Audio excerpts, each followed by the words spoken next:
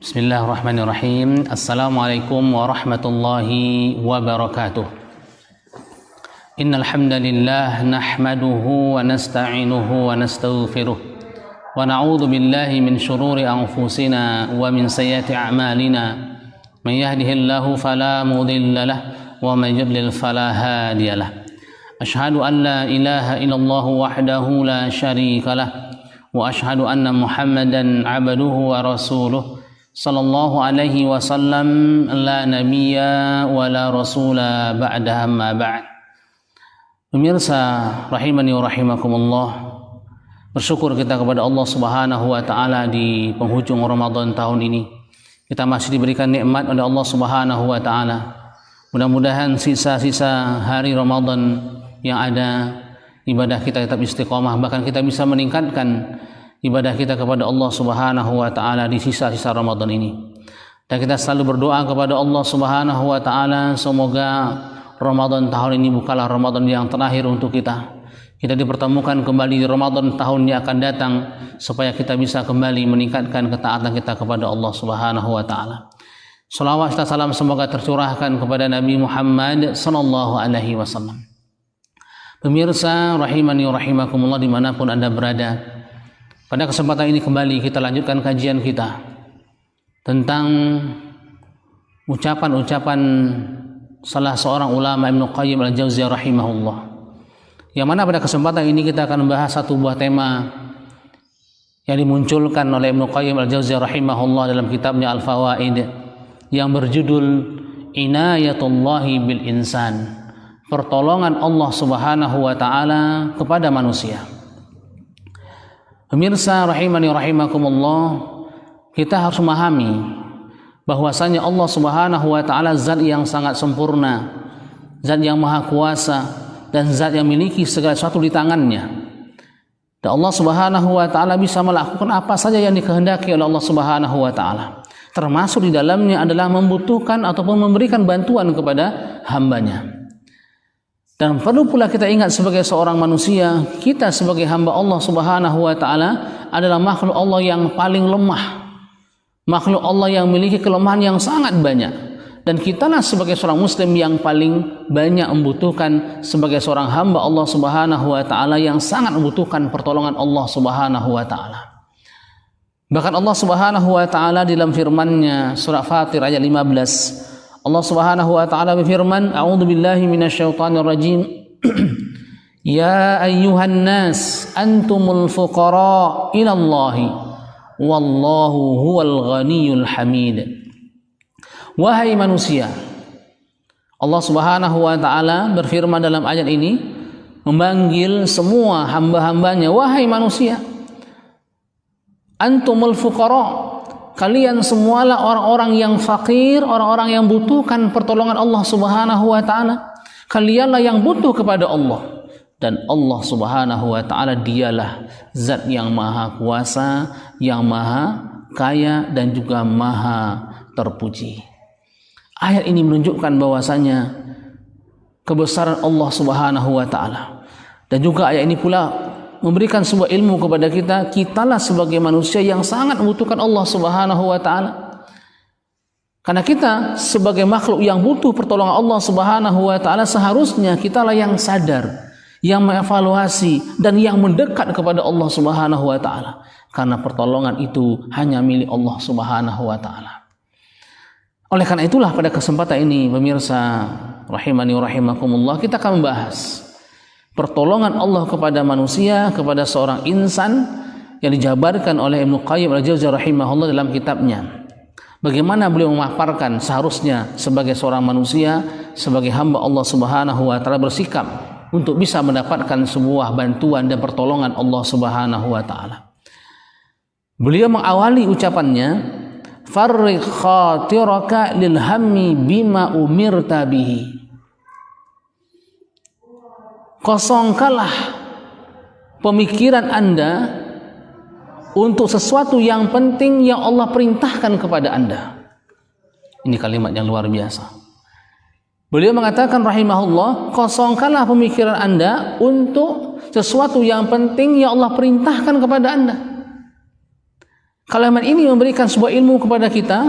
Ibnu Qayyim al-Jauziyah rahimahullah menyampaikan kepada kita bahwasanya kita sebagai seorang muslim, hamba Allah Subhanahu wa taala, seharusnya pemikiran yang Allah berikan kepada kita isilah semuanya dengan memikirkan segala apa-apa yang Allah perintahkan kepada kita. Apa perintah yang Allah berikan kepada kita, maka pikirkanlah. Itu menjadi bahan pemikiran kita setiap harinya, mulai dari bangun tidur sampai kita aktivitas dan bahkan sampai kita tidur lagi. Semua pemikiran kita kuras untuk memikirkan perintah-perintah Allah Subhanahu wa taala. Bahkan kalau saat ini boleh kita melakukan, silakanlah kita data mana perintah-perintah Allah yang selama satu hari kita lakukan dan mana yang kita tidak laksanakan. Itu harus ada sebuah evaluasi. Sehingga sebelum kita tidur, yang mana tidur itu merupakan bagian dari sebuah kematian, maka kita sudah mengevaluasi seberapa amal ibadah kita kepada Allah dan sudah seberapa pula kemaksiatan kita kepada Allah Subhanahu wa taala. Dan ini pemirsa yang paling jarang dilakukan oleh seorang muslim. Ketika kita dalam kondisi yang capeknya luar biasa, masuk ke kamar kita, ke tempat tidur kita tanpa berpikir yang lain, merebahkan tubuh kita di tempat tidur, langsung kita tidur tanpa kita mengevaluasi waktu yang sudah kita lewati sudah bermakna atau belum. Sedangkan dalam kalimat ini dikatakan, kosongkanlah pikiran Anda untuk memikirkan sesuatu yang penting yang Allah perintahkan kepada kita. Semua perintah Allah harus kita pikirkan, semua perintah Allah harus kita ingat, dan jangan sampai ada satu pun yang luput dari perintah Allah Subhanahu wa taala. Dan bahkan beliau melanjutkan, wala tasghalhu bima dumina laka. Dan jangan sampai kau sibukkan pemikiran engkau ini dengan sesuatu yang sudah Allah jamin untukmu. Ini merupakan kaidah yang luar biasa. Perintah kita pikirkan dan jangan kita gunakan pikiran kita memikirkan sesuatu yang sudah Allah jamin. Timbullah pertanyaan, apa yang Allah jamin bagi diri seorang hamba? Allah memberikan jaminan kepada diri seorang hamba adalah jaminan rezeki. Kita tidak bisa membohongi diri kita masing-masing. Dan bahkan kita tidak mengingkari mayoritas, bahkan mungkin 99% manusia di dunia ini yang dia pikirkan adalah rezekinya. Bagaimana dia mendapatkan rezeki untuk mencukupi kebutuhan hidupnya dan keluarganya. Setiap hari, mulai bangun tidur, mengawali aktivitas sampai mereka istirahat kembali, yang mereka pikirkan bagaimana cara saya menghasilkan sebuah rezeki, menghasilkan sebuah nikmat, sebuah penghasilan yang bisa mencukupi kebutuhan keluarga. Padahal Ibnu Qayyim al-Jauziyah rahimahullah sudah menjelaskan, janganlah Anda sibukkan pemikiran Anda dengan sesuatu yang sudah Allah jamin. Yang Allah jamin itu rezeki.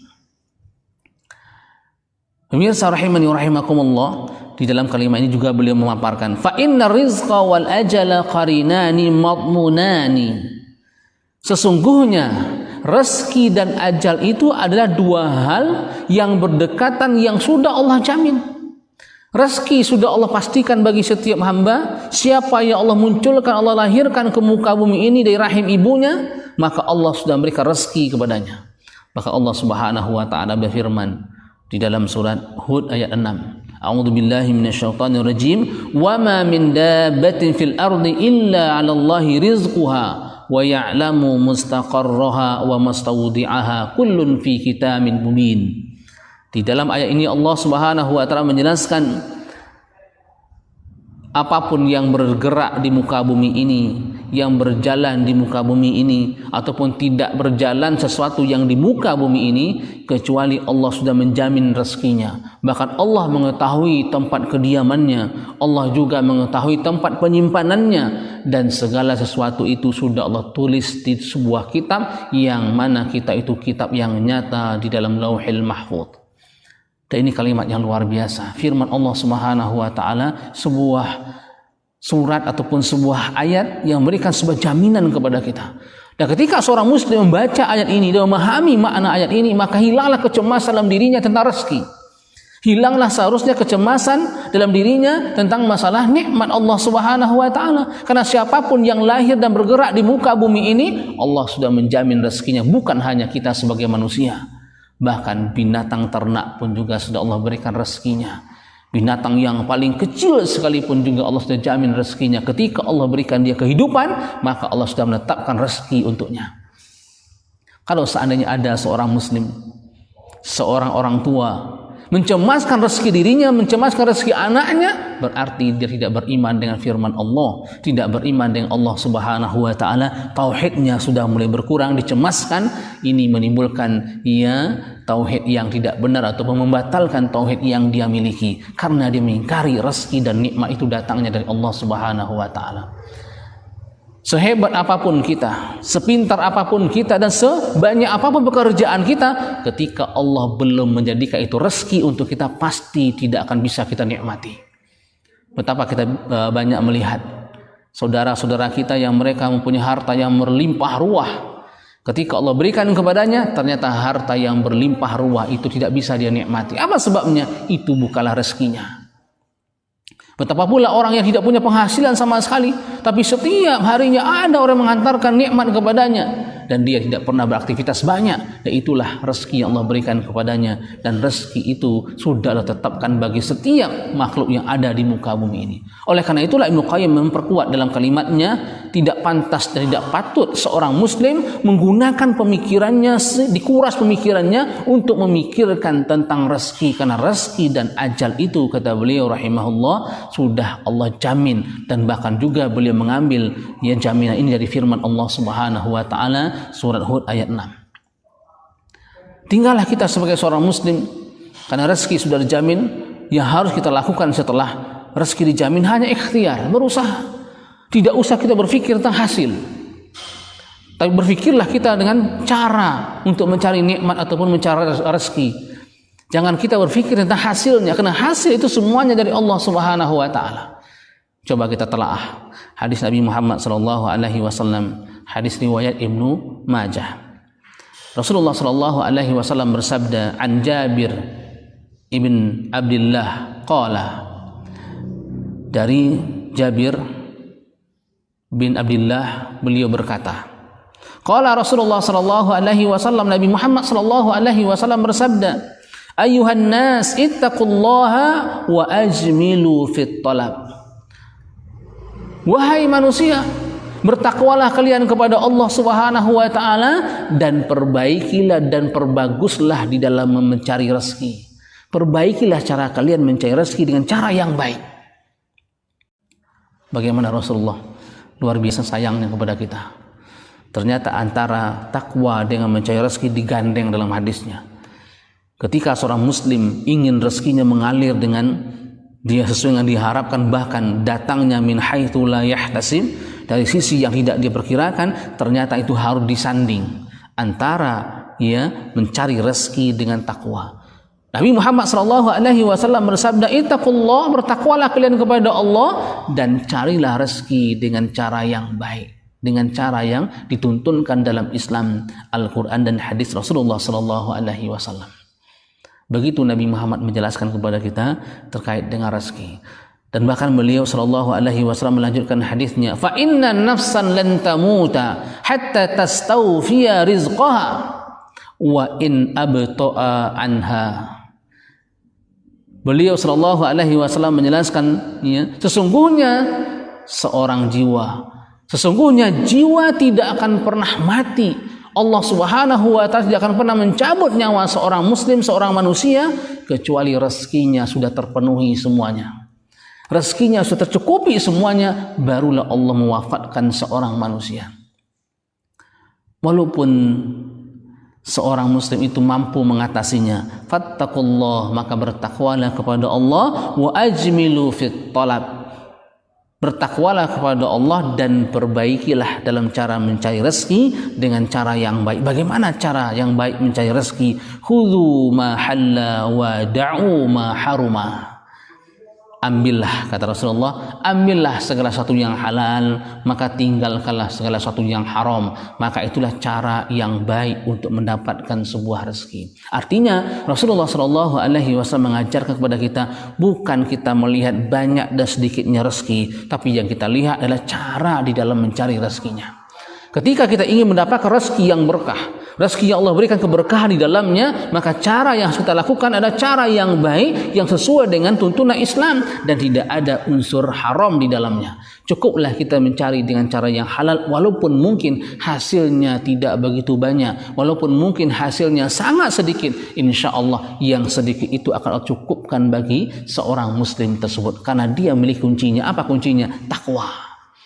Inilah dasarnya Ibnu Qayyim al-Jauziyah rahimahullah menyampaikan kepada kita, ya, wala tasghalhu, janganlah kamu sibukkan pemikiranmu dengan sesuatu yang Allah jamin. Cukup pemikiran kita, ya, kita penuhi dengan memikirkan tentang ibadah ataupun perintah Allah. Insya Allah rezeki akan Allah turunkan kepada kita. Dan sebaliknya, hati-hati ketika seorang muslim menyibukkan pemikirannya dengan rezeki, maka na'udzubillah min dzalik, Allah belum tentu memberikan rezekinya kecuali dengan apa-apa yang sudah Allah tetapkan dalam Lauhil Mahfuz saja. Tidak ada rezeki yang Allah tambah di dalamnya. Dan dia termasuk orang yang merugi. Mungkin keberkahan tidak didapatkan disebabkan tidak adanya ibadah di dalamnya, kan tidak pernah memikirkan ibadah ketaatan kepada Allah Subhanahu wa taala. Coba kita lihat bagaimana Rasulullah sallallahu alaihi wasallam. Beliau contohkan suri tauladan kita, uswah hasanah kita dalam hidup kita. Nabi Muhammad sallallahu alaihi wasallam bukanlah seorang pegawai, bukanlah orang yang memiliki pekerjaan yang menghasilkan banyak, tapi luar biasa. Baiti jannati, kata Rasulullah, sorga, rumah saya sorga bagi saya.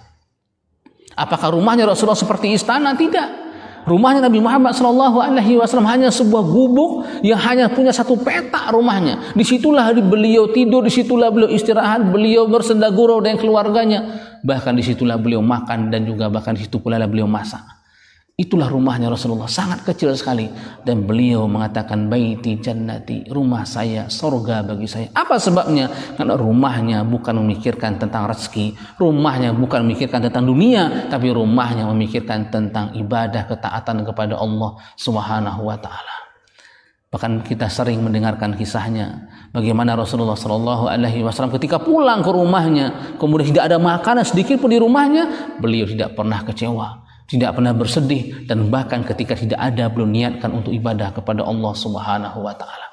Begitu Nabi Muhammad sallallahu alaihi wasallam menjadikan pemikirannya dipenuhi dengan segala perintah Allah, bukan dengan rezeki. Dan na'udzubillah min dzalik, kalau kita sekarang ini memikirkan selalu tentang rezeki, maka kita dalam jalan yang keliru. Pemirsa rahimani rahimakumullah, ingatlah ketika kita memikirkan tentang rezeki dan pemikiran kita dipenuhi tentang rezeki, bagaimana cara mencari rezeki, ya hati-hati kita dalam posisi di jalan yang keliru. Karena Rasulullah Shallallahu alaihi wasallam mencontohkan kita, penuhilah pikiran kita dengan perintah-perintah Allah Subhanahu wa taala. Dan Ibnu Qayyim al-Jauziyah rahimahullah melanjutkan ucapannya, wa idza shadda 'alaika bi hikmati tariqan min turuqihi, dan apabila ditutup dengan hikmah Allah jalan rezeki untukmu, futiha laka bi rahmatihi tariqan anfa laka minhu, pasti akan dibuka jalan yang lain. Ketika satu jalan Allah tutup pintu rezeki untukmu, dibuka pintu jalan rezeki yang lain untukmu. Dan pintu rezeki yang dibuka ini jauh lebih baik dibandingkan pintu rezeki yang ditutup. Masya Allah. Dan ini merupakan kalimat yang istimewa. Bagaimana contohnya? Dicontohkan dalam buku ini. Fata'ammal halal janin. Maka pikirkanlah, telitilah, kata beliau rahimahullah, tentang kondisi janin yang ada dalam rahim seorang ibu. Janin yang ada dalam rahim seorang ibu, ya'tihi ghidha'u, makannya datang kepadanya. Coba kita lihat bagaimana seorang janin, calon bayi yang ada dalam diri seorang ibu, dalam rahim seorang ibu. Apakah dia bekerja? Tidak. Apakah dia itu keluar mencari rezeki? Tidak. Dia hanya dalam rahim ibunya selama 9 bulan 10 hari. Tidak pernah beraktivitas yang lain kecuali hanya menggerakkan tubuhnya kiri dan kanan. Hanya itu aktivitasnya. Apakah rezekinya terputus? Apakah rezekinya tidak ada? Masya Allah. Ya'tihi ghidha'uhu, makanan yang datang kepadanya. Begitulah Allah menjamin rezeki seorang manusia. Begitulah Allah memberikan pertolongan kepada seorang manusia. Begitu Allah Subhanahu wa taala memberikan bantuan yang luar biasa kepada manusia. Dalam kondisi tidak mampunya dia mencari makan sendiri, Allah datangkan makan kepadanya. Begitulah kondisi janin, kata Ibnu Qayyim al-Jauziyah rahimahullah. Wahuwa dam, dan makanan bayi itu Masya Allah darah. Islam mengatakan darah itu adalah najis. Ketika menempel tubuh kita, ya, maka ini harus kita bersihkan. Tidak sah sholat kita ketika darah itu menempel di baju kita, pakaian kita, ataupun tubuh kita. Kenapa? Darah itu najis. Luar biasa. Ketika dalam rahim seorang ibu, anak itu makannya darah. Sesuatu yang mungkin kita melihat tidak bernilai. Dan ini nikmat. Dan darah yang masuk ke tubuh anak tersebut, ke tubuh janin tersebut, min tariqin wahidatin wahiyya surrah, yaitu dari satu jalan. Apa jalannya? Tali pusar. Hanya satu jalannya yang mengalir kepada seorang janin yang adalah rahim seorang ibu. Tapi ingat, kata beliau, falamma kharaja min batnil ummi, ketika anak janin itu keluar dari rahim ibunya. Ketika janin keluar dari rahim ibunya 9 bulan 10 hari dalam rahim ibunya, dan waktu keluar dari rahim ibunya, dan pada saat dia keluar, wang qata'at tilka tariq, maka tali pusar itu ketika dia keluar langsung diputus oleh dokter ataupun bidan yang merawatnya, langsung terputus rezekinya. Rezeki janin yang ada di rahim ibu dengan tali pusar langsung terputus di saat ketika dia keluar dari rahim ibunya. Apakah berhenti rezekinya? Tidak. Dan bahkan ketika terputus satu pintu rezeki bagi seorang janin, maka dilanjutkan futiha lahu tariqaini, maka terbukalah dua jalan. Pertama, jalan rezeki cuma satu jalan tali pusar. Ketika dia keluar, Allah bukakan dua jalan. Masya Allah. Satu menjadi dua jalan. Dua jalan rezeki yang Allah berikan kepada anak tersebut. Wa ajra lahu fihi ma rizqan atyab wa aladza minal awal labanan khalisan saighan. Rezeki yang kedua ini dengan dua pintu ini lebih lezat dan lebih nikmat dan bahkan lebih bersih dibandingkan rezeki sebelumnya. Yang sebelumnya adalah darah. Ketika dia keluar dari rahim ibunya melalui air susu ibunya. Melalui air susu ibunya dengan dua buah pintu diberikan kepada anaknya, dan air susu itu luar biasa lebih bersih, lebih nikmat dibandingkan sebelumnya. Apa artinya? Allah sangat membantu kita sebagai seorang manusia. Allah tidak membiarkan begitu saja. Pertama Allah berikan dengan darah, kemudian lanjutkan dengan air susu. Dan itu tidak berhenti sampai di sana. Ketika seorang anak faida tammat maddatur ridha, ketika selesai masa persusuan, dalam Islam dikatakan masa persusuan itu adalah sanataini, 2 tahun lamanya. Ketika selama 2 tahun selesai anak tersebut menyusu, meminum susu dari ibunya, maka tidak berhenti di sana. Walaupun ibunya berusaha menyapi anaknya dengan perjuangan untuk memisahkan anak dari ibunya, jangan sampai dia menyusu dengan ibunya lagi. Dan ketika diputus, disapih setelah 2 tahun, bukan berhenti rezekinya, bahkan dikatakan akan muncullah rezeki yang lain. Futiha turuqan arba'an akmal minha, bahkan dibuka 4 pintu rezeki setelahnya. Pertama 1 pintu, ketika terputus muncullah 2 pintu rezeki, terputus 2 pintu rezeki, muncul 4 pintu rezeki.